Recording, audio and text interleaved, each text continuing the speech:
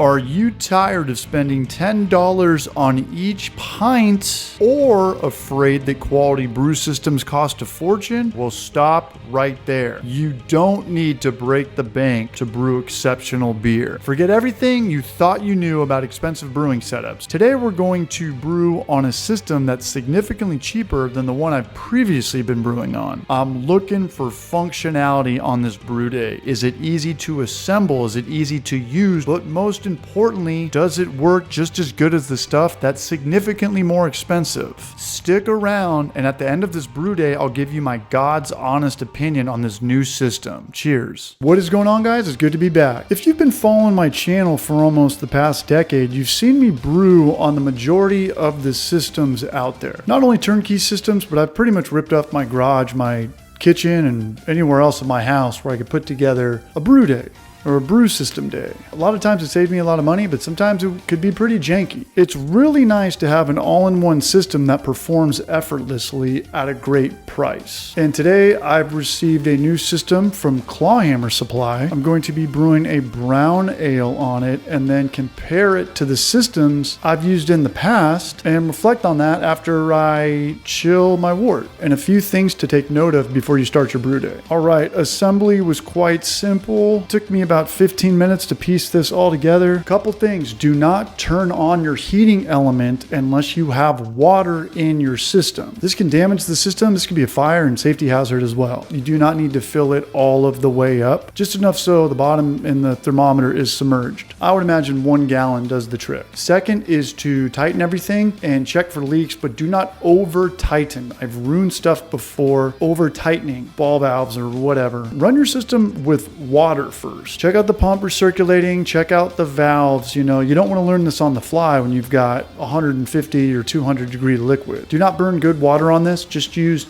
tap water for this. And check this out. I got this beer recipe all packed up and ready to go. Not only that, but I didn't even have to break out my mill. This was already crushed and let's go. This is huge for me now. You might not even have a homebrew store close to you. They are pretty scarce. They've always been pretty scarce, but they're more scarce than ever nowadays. Or if you do have a homebrew store, it's probably not going to have all the stuff you can buy online. You know, and I used to love going to the homebrew store with my bucket and my scale and weighing everything out and spilling half the stuff on the floor and sliding it under the rug. But I just can't do that anymore. I don't have the time. I'm 40 years old. I work 30 hours a week at a brewery. I work 30 hours a week making these YouTube videos.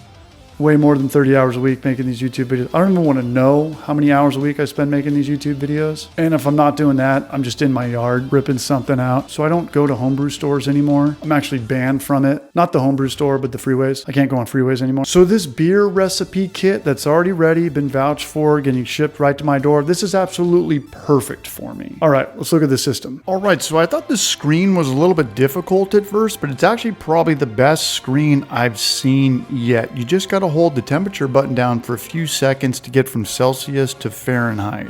All right, from the top, we're gonna turn it on right there. Love to see it.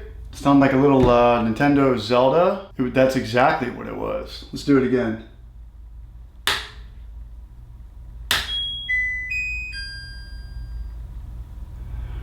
That's going to keep me up forever until I figure out what it's from. I want to give a big shout out to the customer service team at Clawhammer for helping me out with that one. I hit up Emmett during mid-brew day about the Celsius to Fahrenheit dilemma, and he had the answer for me right on the fly. I'm sure this system comes with directions or some QR code, but I'm allergic to reading, so I can only go with brands that have solid customer service, assuming I paid my phone bill. By default, it's at 152.6. I'm going to hit start and see what happens. And I hear it. You can hear it click on. All right. And it does have an alarm that goes off. I haven't seen that before. I thought something was wrong in my kitchen, but it was just the system letting me know that it was done. So that's cool. It's always good seeing the measurements engraved. The pump connect is awesome. I've never seen this before. Again, just make sure to re-clamp it every time you move it or it'll come loose. But if it's sealed down, it works exceptionally well. And it's awesome how you can just take it apart and you can always slow down the pump by turning the valve halfway. The quick disconnects are awesome as well. The grain basket is easy to assemble and easy to clean. Again, I thought it was janky at first, but it's better when it does come in parts. If it does not come in parts, it will take forever to clean. A huge power move in brewing is when you're chilling, connect a hose to your sink. It's a lot easier than you think. And then connect it to a chiller. It's freezing, so I don't want to go outside, and the cold water from the city will help speed up this process. I did this at my last house too. Switch it up. If you're cleaning, you want hot water, and if you were chilling, then obviously you want cold water. First and foremost, big shout out to Clawhammer Supply for building an all-in-one electric brew system. Do you know what that means? I do not have to brew outside in the cold. It's freezing right now. Living in Southern California definitely wins this time of the year. It's 30 degrees, and I'm from San Diego, so it's really like 20 degrees. Bottom line is I'm not brewing outside,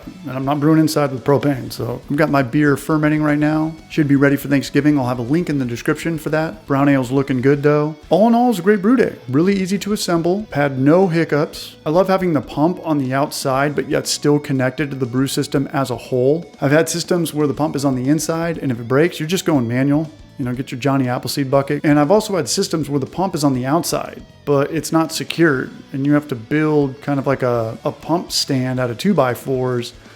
And the weight of the pump is kind of just hanging on some silicone hosing and some hose clamps. So it's great to have a pump outside and fastened securely. And I think I've lost all my old pumps from moving around a lot, so it's good to know that I'm not gonna be able to lose this one. Of all the systems that I've used, this one is the fastest to set up. This one is the most turnkey. I've lost rings that are supposed to hold up grain baskets in the past, and then you finally find them in your garage or your side yard 45 minutes later, and you don't even want to brew anymore. It's too late in the day. This is not going to happen here. Some all-in-one systems, you have to unscrew some stuff, whether it's a pump or you've got to add hose clamps the day of brew day. You got to take them apart. You got to put them on. You can't find a hose clamp. This one's just going to be ready to go after you assemble it. Now, I know that there's systems out there that are going to be more and less expensive, but for me, it always comes down to the spectrum of price versus peace of mind. I could get something cheaper and roll the dice, but if something goes out, then that's it. Maybe you can get an AI chat box at best, if there's that, but I've got no complaints. Really looking forward to this Thanksgiving beer. In short, this is a great system for any brewer, advanced or beginner, especially if you live in the freezing cold like me. We all know how ridiculous the cost of everything is now. You know, you get a beer with tax and tip, it's $10, $10 or $11. Chicken sandwiches, they're $17 here in the South. So I don't think there's a better time to get into homebrewing or making chicken sandwiches at all. I want to thank you guys for watching me over the years. Whether I'm brewing beer, rewiring my house, or patching drywall from holes I've punched through from waiting on hold with customer service representatives on my new word channel, DIY City. These videos do take about 30 to 50 hours. The brewing and the DIY stuff takes about 5 or 10 hours, but the editing, you know, the other 30 or 40 hours, that's the real grind. Hopefully I can knock out my DIY projects and get back to brewing sooner than later, but as you know, there's only so many hours in the day. So big love to you guys for still watching, especially those who made it this far. You just made me 3 pennies. Cheers.